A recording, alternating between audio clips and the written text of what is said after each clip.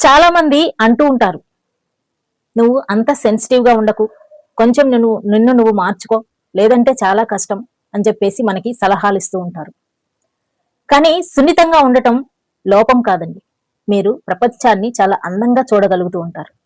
మీరు ఇతరుల కష్టాల్లో సహాయాన్ని చేయగలుగుతూ ఉంటారు. ఇతరుల కష్టాలను చూసి మీ కళ్ళల్లో నుంచి కన్నీరు కారుతూ ఉంటాయి.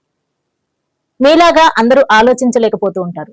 కానీ మీరు కొంచెం డిఫరెంట్ గా ఉంటారనమాట. ఇక్కడ ప్రాబ్లం ఏంటంటే సున్నితంగా ఉండటం తప్ప అనంటే కాదండి. అది మీ స్వభావం. మీ మనసు అలా తయారు చేశాడు భగవంతుడు. అందరూ ఒకేలాగా ఉండలేరు కదా. కొంతమంది ఇంకోలా ఉంటారనమాట. కాకపోతే ఈ అన్నిట్లో కూడా లేని సమస్య ఒక దగ్గర మాత్రం మీకు దెబ్బ కొడుతూ ఉంటుందండి. అదేంటో తెలుసా? ఇతరులు అన్న మాటలు మీరు గుండెలోకి, మనసులోకి తీసుకున్నప్పుడు ఆ బాధ వర్ణనాతీతంగా ఉంటుంది. గంటల తరబడి దాని గురించి ఆలోచిస్తూ సమయాన్ని వేస్ట్ చేసుకుంటూ ఉంటారు.